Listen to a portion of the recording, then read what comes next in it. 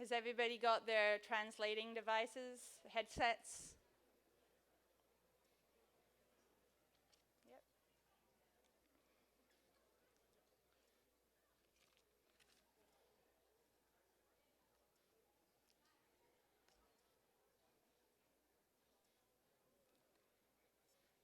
So if everybody wants to start taking a seat, please.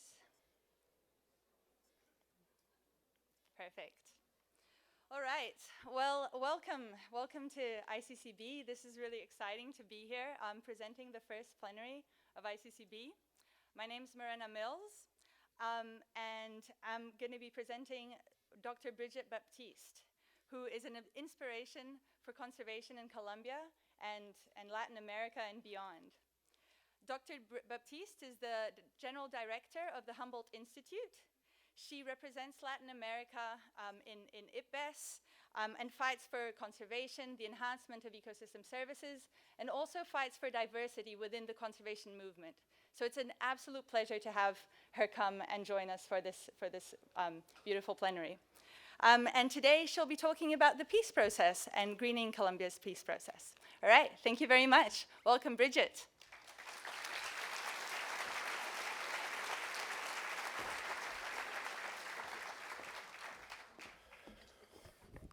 Good morning, everybody. Thank you for those very nice words. And thank you all for being here. It's really a honor and a pleasure to participate in this conference and of course, to deliver this speech. I'm going to switch to Spanish, not to make a mess of myself, but the slides are on English, so I can promise that I won't get in a mess. And in fact, I will start by saying that, of course, a few months ago when we were going to start designing this presentation, the issue of greening peace was really on the spot. But now I've moved a bit beyond that, so the title and everything has changed. So I ask your forgiveness. Muchas gracias de nuevo por estar aquí y por la invitación. Entonces, pues yo quiero compartir algunas ideas acerca del contexto de la conservación en los últimos tiempos. Por supuesto, utilizaré muchos ejemplos acerca de Colombia, pero la idea es que esto pueda ser aplicable o fuente de reflexión para todas y todos en sus condiciones particulares. Espero no espichar el botón de la bomba, que es el que dicen que no hay que espichar nunca. Y como verán, pasando de Greening Peace a Reconexión Vital, pues hay un cambio sustancial, pero finalmente es hablar de lo mismo. Es hablar cómo para construir paz necesitamos la biodiversidad. Cómo para vivir en paz necesitamos habitar el territorio, necesitamos apropiarnos y tomar plena conciencia de las condiciones de vitalidad del planeta, de nuestro país, de nuestra región, y con base en ello participar. Y voy a hacer énfasis entonces en la noción de participación, de quién es quien debe conservar. ¿Y por qué? Porque indudablemente la idea de este evento también es invitar a otras comunidades académicas a ampliar la idea de la conservación hacia otras disciplinas y hacia otras instituciones y otros esquemas de gobernanza. El tema surge también en un momento en el cual la paz está en Colombia está siendo discutida, especialmente por las comunidades locales. En la medida en que de un momento de conflicto armado se pasa a un momento de oportunidades de recuperar la gobernabilidad por parte del gobierno, de recuperar las posibilidades de acuerdos institucionales para hacer cosas en el territorio, incluida la conservación, pero muchas otras también, las comunidades locales se empoderan y proceden a reclamar visibilidad. Y en estos tiempos la visibilidad, y en Colombia, pues proviene sobre todo de la biodiversidad. La foto que están viendo es una de hace una semana, de una de las consultas populares que se desarrolló en el municipio de Pijao, en el eje cafetero colombiano, en contra de la megaminería. Y la argumentación para la consulta está basada en agua, vida o minería.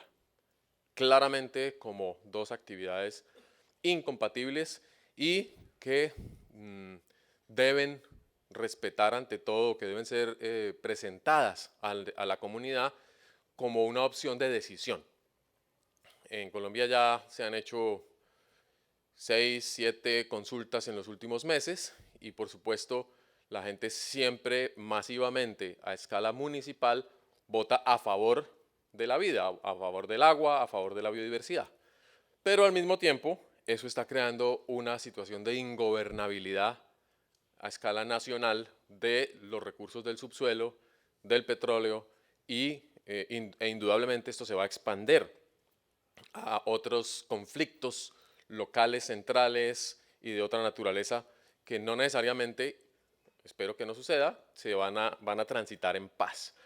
Y finalmente, lo cierto es que estos conflictos son la arena política donde la conservación, creo yo, debe contribuir con ciencia, debe contribuir con conocimiento robusto, debe contribuir con modelos, con escenarios, con opciones para demostrar que normalmente, si se hacen bien las cosas, no hay una contradicción entre desarrollo, prosperidad, bienestar y conservación, que es el tema que nos ha motivado toda la vida para tratar de insertar la conservación en las políticas nacionales, en los planes de desarrollo, en las iniciativas de emprendimiento y de crecimiento económico, independientemente incluso del modelo ideológico que los países tengan, porque tenemos una gran diversidad de estilos de gobierno,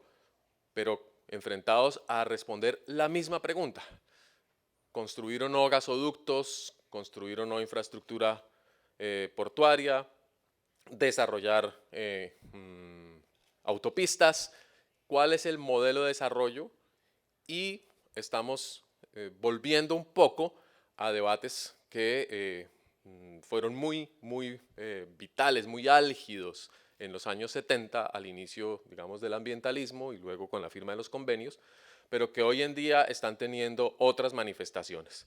Como verán por los afiches que están ahí, en muchos países, por lo menos latinoamericanos, el tema de las consultas está siendo muy importante, y en el caso de Yo Decido es un afiche argentino contra las hidroeléctricas, que también hay un movimiento en Colombia, Ríos Vivos, que defiende la no intervención de los ríos para producción de energía eléctrica. Quisiera llamar la atención sobre la frase o la afirmación que está abajo en inglés, que proviene de una encuesta que se hizo hace unos 3 años dentro del debate que inició el doctor Peter Careiva y sus equipos en relación con los conflictos de conservación y producción y economía. Decía, las prioridades de conservación deben ser decididas por la gente más afectada por ellas. Y solamente el 10% de la comunidad o de cierta comunidad conservacionista, no sé si fue por Twitter o fue formal, dijo que no. 10% dijo que sí, es decir, 90% cree que las comunidades locales o las comunidades que son afectadas por temas de conservación no deberían estar decidiendo acerca de la biodiversidad que está siendo afectada. Eso puede tener muchas explicaciones. Una de ellas es que la conservación como disciplina ha crecido muchísimo en ciencia, como les decía, en manejo de datos, en construcción de modelos predictivos, y tiene una teoría absolutamente sólida y robusta para recomendar cómo prevenir o manejar la pérdida de biodiversidad en el mundo. Sin embargo, lo que pareciera es que esa capacidad científica que hemos desarrollado no está siendo realmente utilizada, o por lo menos no en todo su potencial, por parte de los tomadores de decisión. Y que muchísimo del trabajo de investigación y de lo que ustedes hacen y que vienen a presentar acá en estos días no tiene la resonancia que debería. Y eso, pues, por supuesto, a nosotros como investigadores nos causa frustración. A veces decimos, no, pero ¿para qué peleo tanto por los grants? ¿Para qué peleo tanto por publicar? ¿Para qué peleo tanto por demostrar cosas? Si al final los países dicen, sí, es muy importante lo que ustedes están haciendo, pero no invierten, no toman decisiones consecuentes. Y no quiero hacer referencia al 35% de reducción del presupuesto de medio ambiente del próximo año en Colombia, eso pasó rápido. Tal vez tenga que ver con nuestra incapacidad o una limitación, bien sea para entender o una disposición para afrontar el contexto en el que se toman las decisiones de conservación. Ponerse en los zapatos de los ministros, los viceministros, los funcionarios de la autoridad ambiental, pero también de los sectores de la economía que no conocen del tema, no saben ecología, no entienden las proyecciones de largo plazo acerca de los riesgos en que incurre la humanidad si no hace las cosas bien. En fin, hay muchos factores y no estoy segura que nosotras y nosotros estemos entendiendo bien qué es lo que está pasando, digamos, en esas redes de decisión, que no son personas, son realmente redes complejas. Estamos hablándole a la gente que deberíamos hablarle, estamos diciendo lo que deberíamos decir. Hay muchos temas de comunicación, hay muchos temas de presentación de datos, de resultados, pero creo que aquí, sobre todo durante todo el trabajo que hagamos esta semana, podemos pensar mucho si la aproximación que estamos haciendo es suficiente, si es adecuada. Y eso no quiere decir en ningún momento descuidar la ciencia, en ningún momento sacrificar nada de lo que ya está hecho, sino adicionar eventualmente algunas capas o ingeniarnos algunas cosas. Por eso planteo la idea general de ampliar el círculo de interesados. En países como Colombia, donde ahí en el mapa se aprecia como la visión más reciente de los procesos de transformación ecológica, hay insisto, una conciencia creciente, por supuesto, acerca de la deforestación, una deforestación que va creciendo y que amenaza zonas importantísimas de la biodiversidad del país, que es difícilmente controlable y que pareciera que no sabemos bien por dónde coger el problema. Tal vez en parte tiene que ver con la percepción que mucha gente aún tiene de que hablar de biodiversidad es hablar del verde, el verde generalizado. Entonces tenemos crecimiento verde, tenemos políticas verdes, y eso acaba sonando como a brócoli, todo es genérico, ¿no?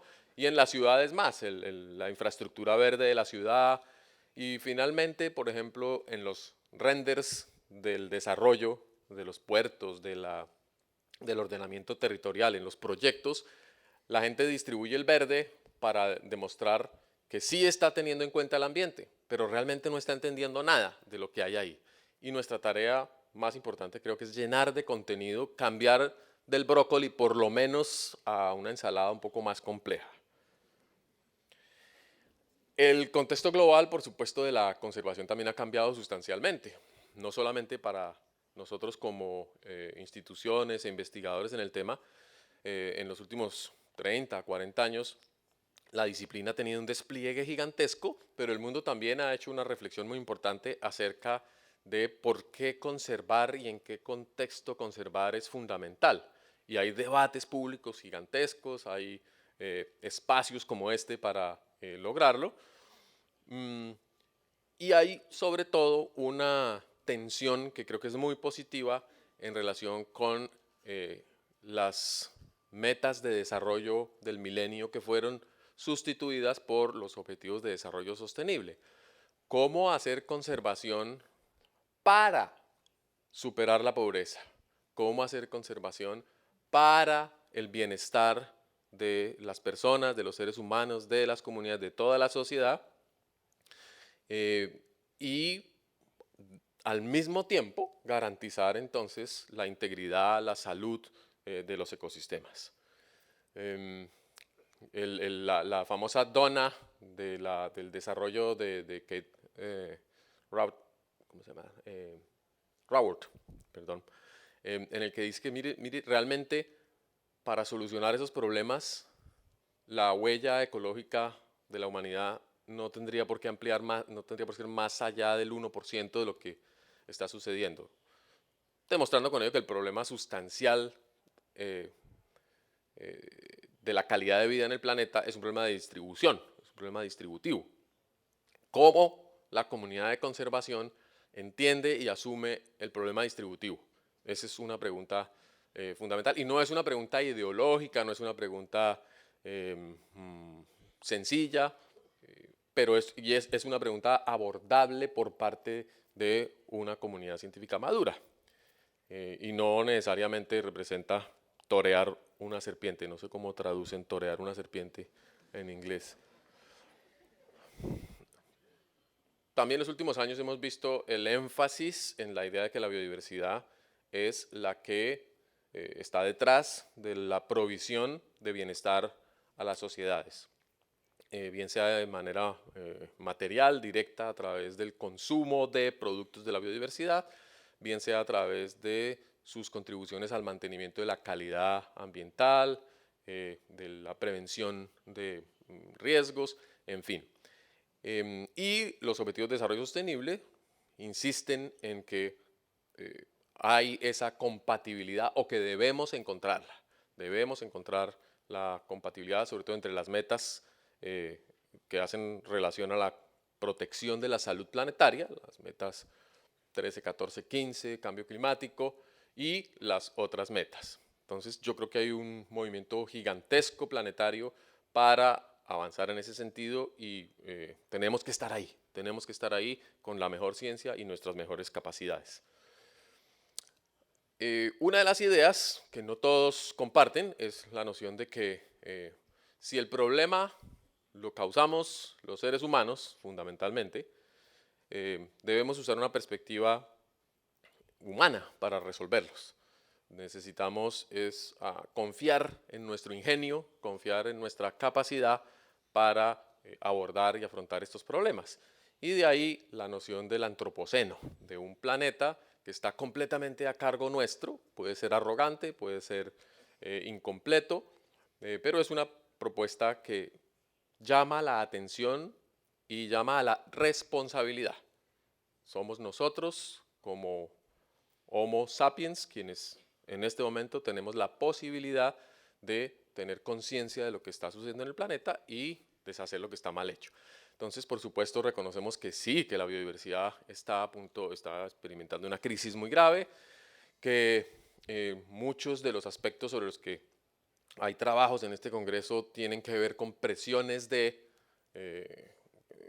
transformación y que provocan la pérdida de biodiversidad, como los que están ahí listados.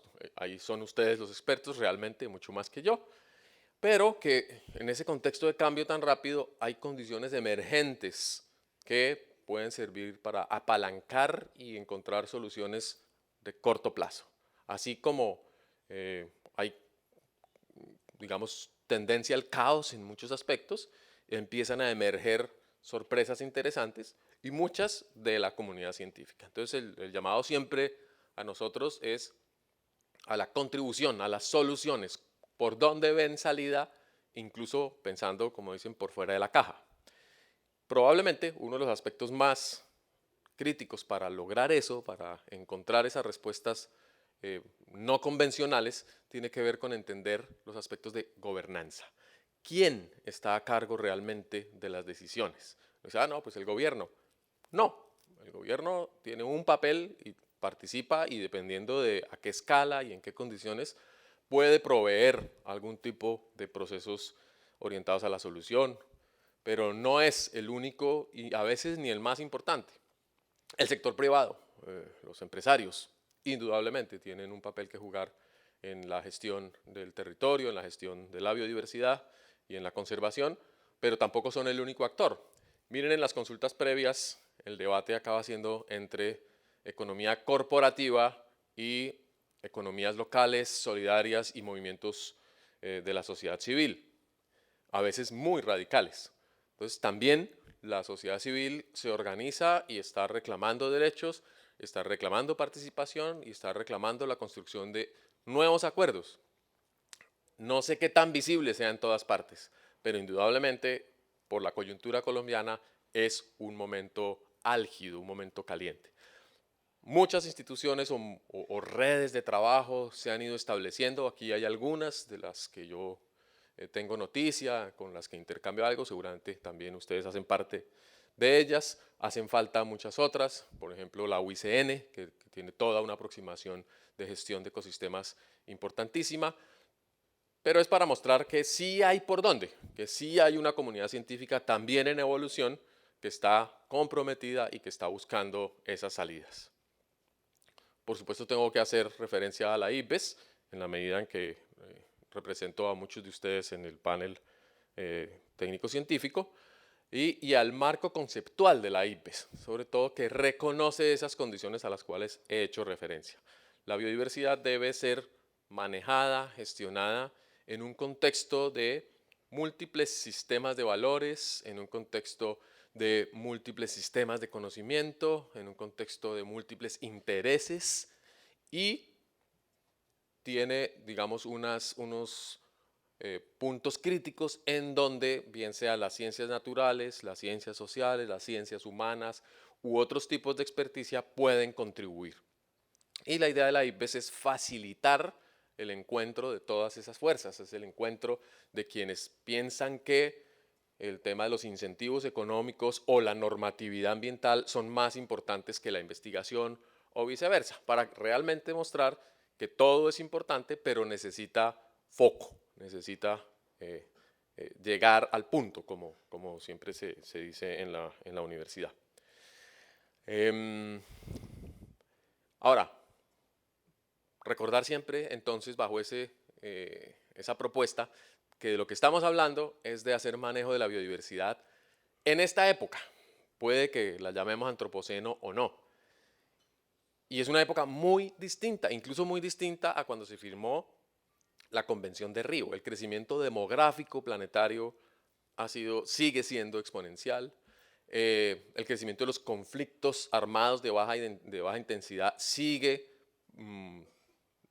destruyendo muchas regiones del mundo, afectando países como Siria y la media luna de Asia Menor, sigue afectando países como Sudán, Somalia, Etiopía, sigue afectando países como Filipinas, que tiene también conflictos armados como los que vivimos, aunque con un componente religioso detrás. En fin, miren ustedes el planeta, no hay una guerra mundial hace muchos años, afortunadamente, y no queremos que haya otra, pero los conflictos locales o de baja intensidad siguen siendo tremendamente restrictivos a la hora de tomar decisiones de conservación. Hoy en día, diría yo que el reconocimiento de la biodiversidad, de dónde está la biodiversidad, parte entonces de esa premisa.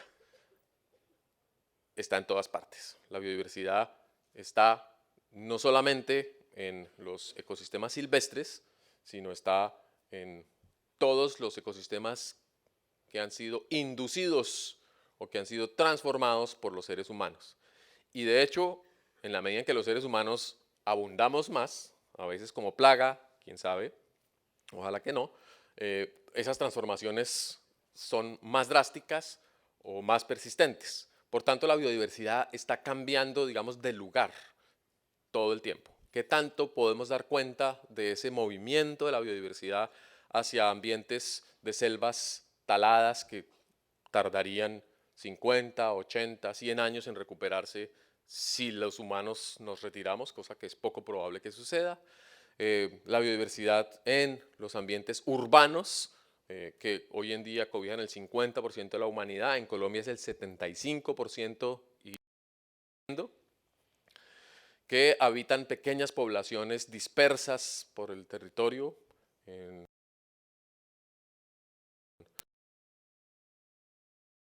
todo el mundo.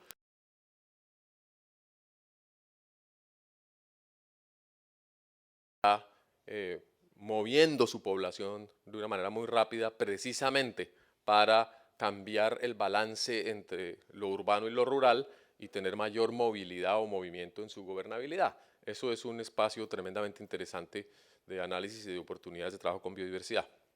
Y finalmente, la biodiversidad asociada a los sistemas alimentarios, bien sean tradicionales, bien sean convencionales, bien sean agroindustriales. Y en el caso de Colombia, somos uno de los 10 países en los que aún hay una perspectiva de incrementar la producción agroindustrial de alimentos para la próxima generación, y eso conlleva una serie de riesgos y de premisas para prevenir el daño o prevenir la repetición de errores del pasado.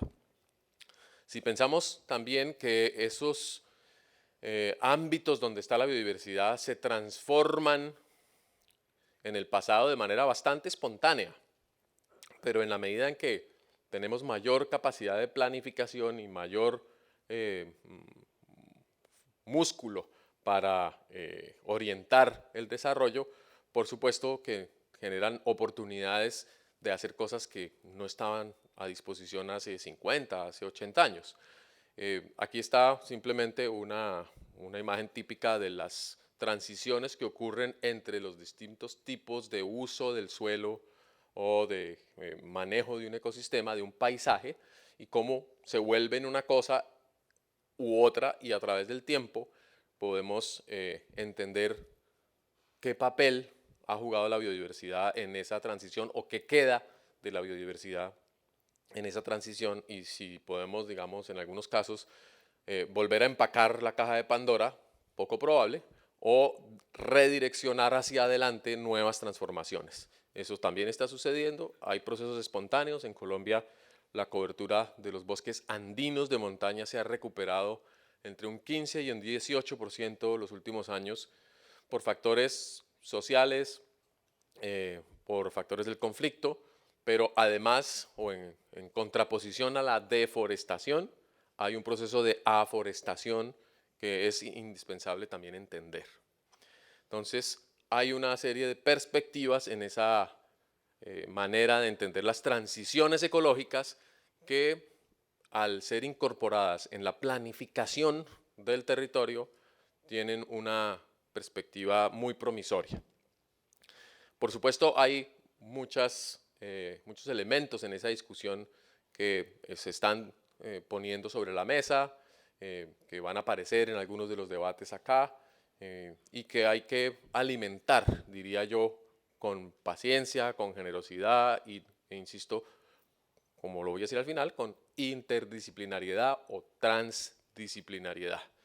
Sin una buena cantidad de ciencias sociales, de ciencias humanas, de ciencias económicas, de ciencias políticas, la conservación no va a poder progresar. Se va a quedar un poquito dando vueltas en la disciplina, un poquito aislada o un poquito dependiendo de la capacidad de sus miembros de permear, incidir hacia los gobiernos, hacia los tomadores de decisión. De hecho, miren ustedes cómo un elemento fundamental de las grandes ONGs globales tiene que ver con su perspectiva estratégica, de cómo incidir en las políticas nacionales, en las políticas sectoriales, y da resultado, está dando resultado, está llevando los resultados de la investigación interpretados, mediados a los espacios más altos de toma de decisión. Esa es una estrategia. No necesariamente llega a los movimientos sociales de base, no necesariamente es entendida o aceptada por las organizaciones de la sociedad civil, que ven en ello un ejercicio de un poquito de saltarse los caminos del poder y de mantener la asimetría de la participación viva. Pero hay muchos caminos y hay muchas estrategias también que se desarrollan en el mundo para sobreponernos, digamos, a esa limitación. No voy a leer digamos, los temas que afectan sustancialmente en este momento la posibilidad de gerenciar las transiciones ecológicas del territorio, pero voy a mencionar la palabra que nos interesa a nosotros dentro de ese proceso, y es el de la gestión de los servicios ecosistémicos, la gestión de las contribuciones que la naturaleza le hace a la humanidad. Y hay muchos autores que están trabajando en el tema, hay alianzas internacionales y ya moviéndose un poquito por fuera de la comunidad de la conservación, que toman los resultados, las proyecciones, el conocimiento que hemos obtenido y lo interpretan en términos funcionales relativos a su articulación con los sistemas económicos y sociales. Y se plantea, por ejemplo, como a partir simplemente de la estructura y composición de la biodiversidad en un territorio determinado, se producen ciertos flujos de beneficios que captura la sociedad en lo que llamamos ahí la cascada de los servicios ecosistémicos, cómo van siendo apropiados y la polinización, cómo viene, por ejemplo, de los dípteros silvestres que apoyan o que fecundan el cacao, la palma de aceite o muchos otros productos, hasta, digamos, llegar al banco en el cual el aporte de la biodiversidad se reconoce o debería reconocerse como un aporte de capital al desarrollo empresarial de ese sector en particular. Esto es un lado de la moneda. El otro lado de la moneda es cómo esa evidencia de que hay servicios ecosistémicos que están moviendo la economía, entonces debemos invertir en el buen manejo de los servicios ecosistémicos. Y entramos a una fase mucho más gerencial del tema y ahí muchos nos declaramos poco calificados, no estudiamos para eso, no somos administradores y no entramos en la lógica del manejo, aunque sí entramos en la lógica técnica del manejo y podemos recomendar trayectorias, podemos recomendar o lanzar alertas o contribuir en el monitoreo y en el ajuste constante de esas prácticas. Pero finalmente, ¿quiénes son los gerentes de los servicios ecosistémicos? Es la pregunta. ¿Y qué están haciendo al respecto? Es un poco, en esta metáfora, como manejar un distrito de riego. ¿Quién define el flujo de los servicios ecosistémicos, por dónde transcurre dentro de la sociedad, a quién beneficia, bajo qué reglas y cómo se retribuye? Y eso es un área gigantesca de trabajo que yo creo que va a ser en gran medida la tarea que nos toca en los próximos años, pero es una tarea de equipos interdisciplinarios, porque cada etapa en el ir y venir de ese proceso de gerencia está llena de preguntas, está llena de incertidumbres que tenemos que tratar de resolver. Ahora ya para ponerle un poquito de carne a la charla, voy a mostrar en Colombia eso cómo se vería, qué tanto sabemos dónde está la biodiversidad, qué tanto sabemos cómo está contribuyendo con el bienestar y qué tanto sabemos quién está a cargo. Y en positivo, eso, la conciencia de esa situación, qué oportunidades nos abre para el futuro. Hay una clasificación, en este caso de 10 tipos, digamos, de paisajes que hemos escogido entre grupos de expertos. Hemos llegado a este consenso de una manera, digamos, informal, de discusión larga, de manera que tenemos como un mapa de cuáles son los tipos de territorio. Agüita.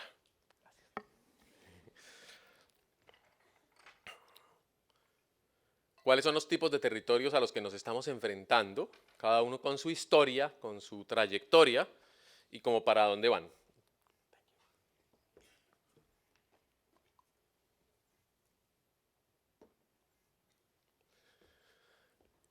Obviamente todos los países tienen, o casi todos, una proporción de paisajes silvestres, poco intervenidos en el mundo, y hay cifras al respecto. En Colombia estamos entre 48 y 67%.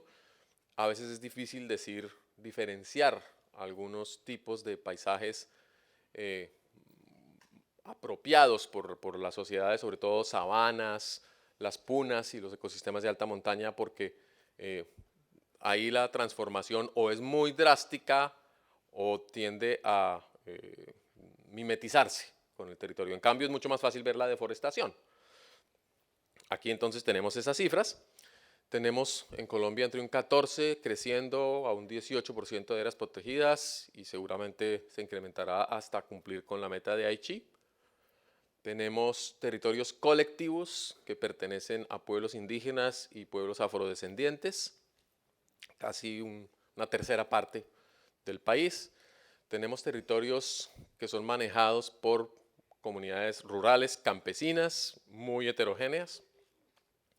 Tenemos humedales, también otra tercera parte del país, más o menos, está ocupada por sistemas de humedales, incluidos los ríos, sus planicies de inundación activas, etcétera, etcétera. Tenemos paisajes ganaderos. En Colombia es muy importante el papel que ha jugado la deforestación y la desecación para la construcción de praderas para el sostenimiento de ganadería. Entonces, por eso aparece con un 20-21%. La agricultura industrial, 2%, caña de azúcar, banano, palma, pero realmente es poquito, es sorprendente, pero las cifras están todas sustentadas por trabajo completo. Tenemos el tema de los territorios sujetos a minería y producción energética, es decir, sobre todo en Colombia, hidroenergía ocupa un área importante. Y minería. Lo que pasa es que llegar a una cifra al respecto es difícil, porque una cosa son las concesiones mineras, que tienen obviamente unas cifras muy grandes de territorio intervenido, y otra cosa es el área efectivamente transformada y utilizada por la actividad minera, que tiende a ser el 1% del total de las concesiones. Las ciudades, territorios urbanos 7% y territorios degradados el 1%. En Colombia uno puede trazar también la historia de la formación de cada uno de esos territorios y seguramente en todos los países y en distintas escalas es un ejercicio de historia ambiental que se está haciendo regularmente y que es muy importante para tratar de entender esos procesos. Y como decía, cuáles son las evidencias que nos llevan a entender ese cambio, ya también las conocemos. Más difícil y más en discusión, los motores de transformación, los drivers. Los drivers si son directos, si son indirectos, si al final de todo está el monstruo de la corrupción, que es algo con lo que estamos peleando en todas partes, la mano negra que acaba cambiando el uso del suelo para beneficiar a unos privados, robándole al erario público, en fin, la cultura de la destrucción financiando la maladaptación de la sociedad.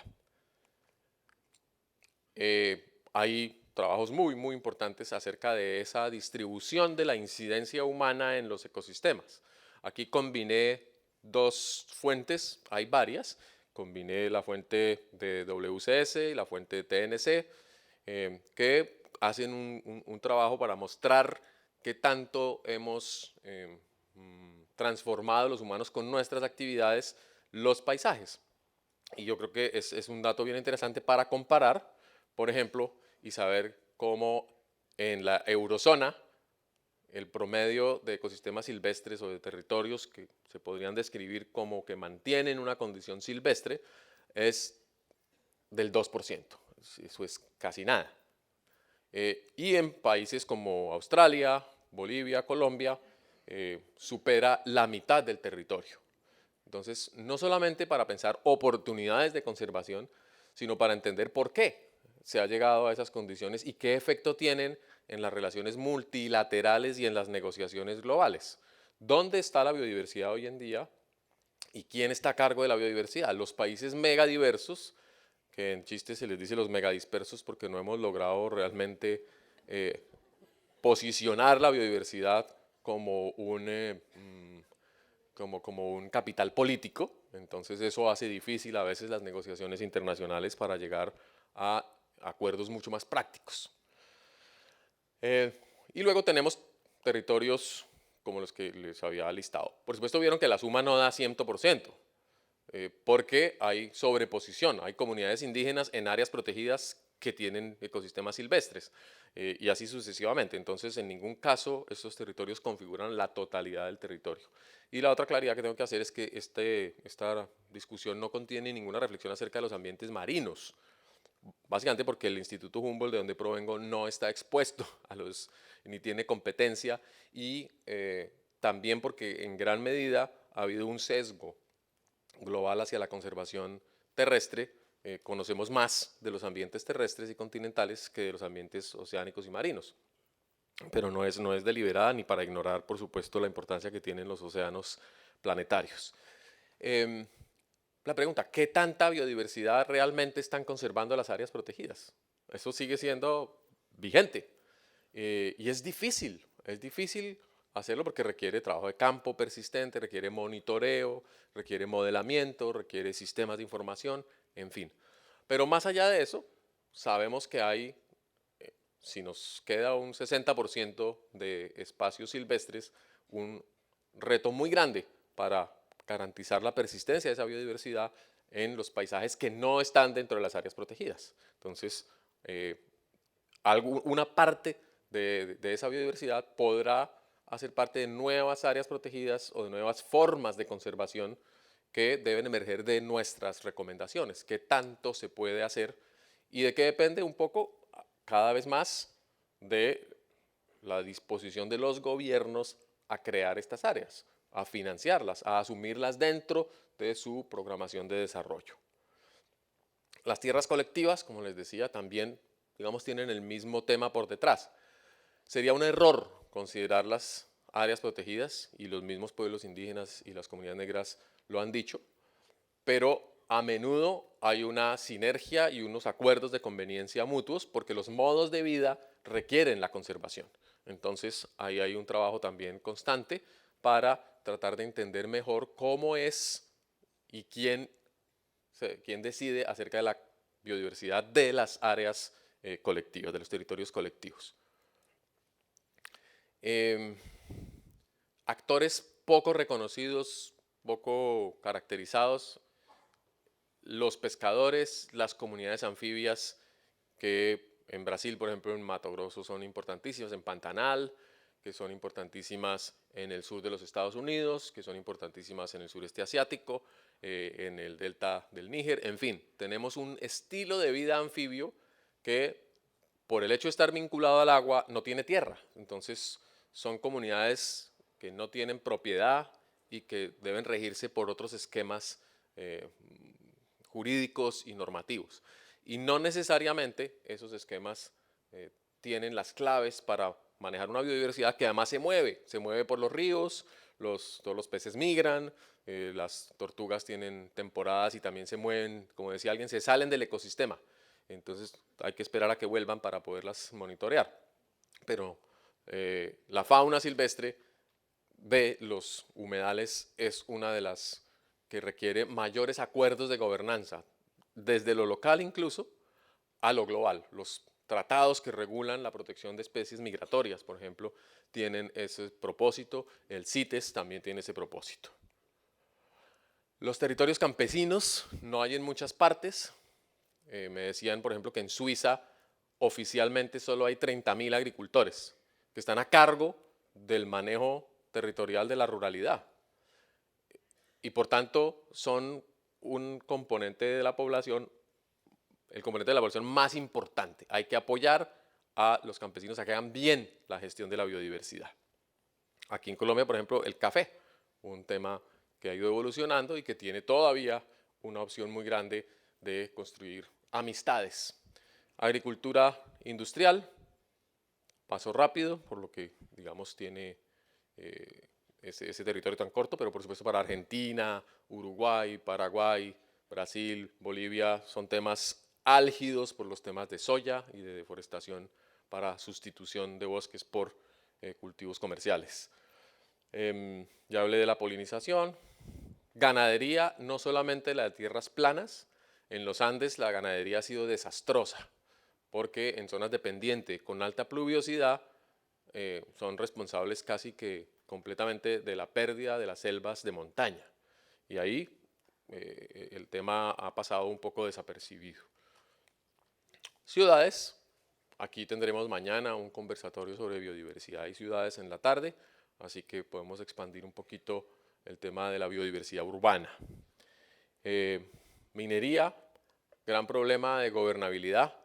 No podemos hablar de hacer gestión de biodiversidad de la minería ilegal, porque es un tema de orden público, es un tema, digamos, de control de las autoridades. Por tanto, la minería legal es a la cual acudimos, y con la minería legal pues hay también espacios de negociación, hay espacios de conflicto, pero que se pueden tramitar de maneras distintas y nuevas. En Colombia se dice, seguramente con muchos movimientos sociales, minería sí, pero no así. Es decir, minería bien hecha. ¿Eso qué significa? Hay que desarrollarlo. Y bueno, hay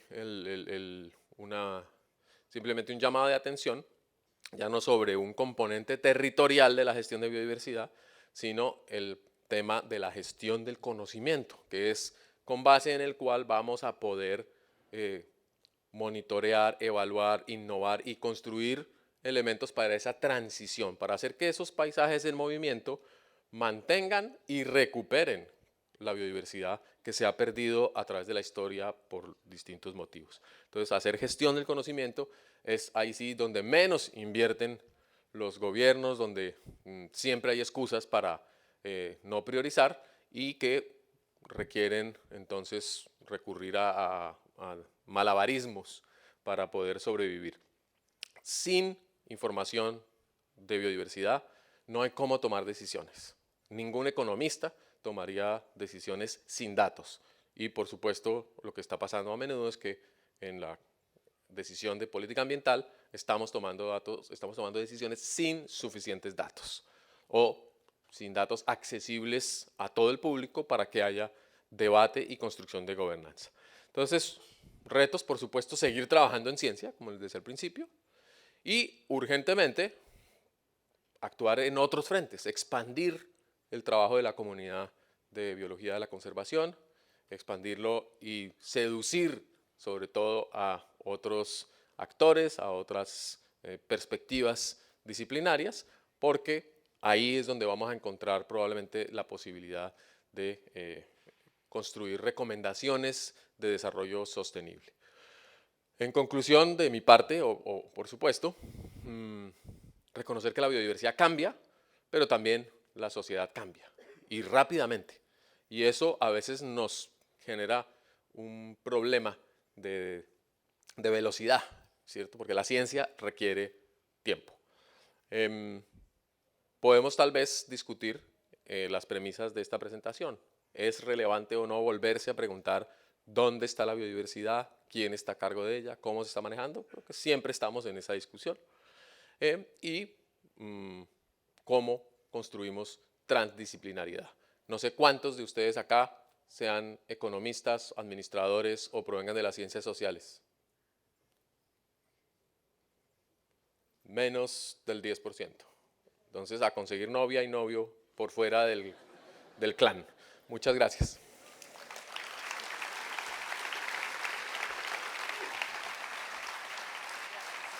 Thank you for the patience. Thank you, Bridget. Those were really inspiring words. Yeah, an amazing way of starting out the, I guess, ICCB 2017. So we'll take just a couple of questions because we're kind of running late already, which is kind of Latin American style, right? So bear with us. So if we can take just one or two, and then I'll release you all to your sessions. Yep. Yes, you, with the blue shirt.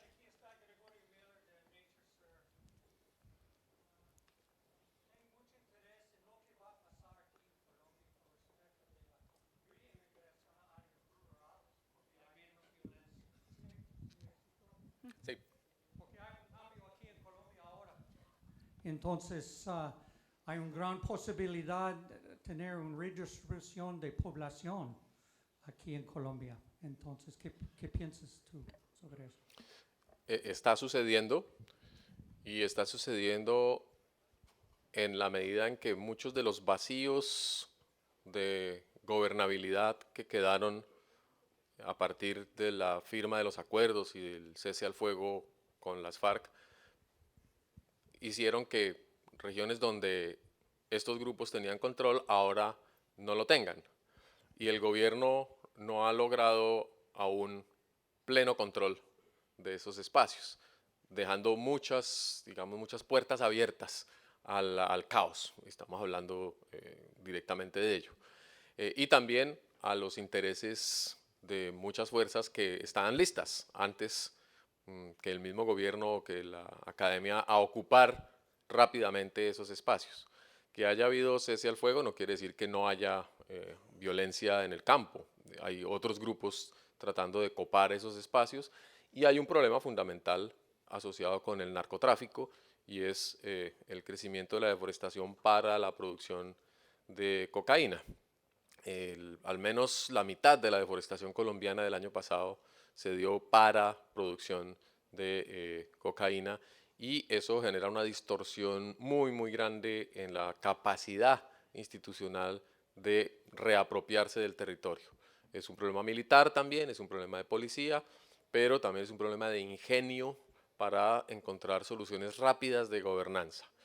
Hay diálogos importantes, por ejemplo, con las comunidades rurales que ya venían asentadas en estas regiones y que, aparte del conocimiento que tienen de las mismas, fueron protagonistas del cambio ecológico, incluso deforestadores o destructores ambientales, pero que hoy en día, en la medida en que quieren quedarse o quieren un reconocimiento formal a su actividad, digamos, asociada con el desgobierno del pasado, ofrecen esas capacidades. Entonces, ¿qué tanto las comunidades en zonas de conflicto pueden asumir funciones y tareas de gobierno ambiental? Es algo que se está discutiendo activamente.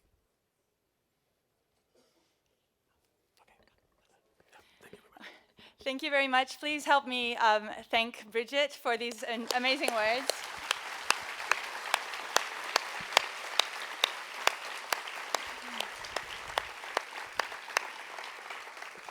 And go enjoy the conference. It's going to be a blast, and hopefully there's going to be lots of social science in it, so have fun.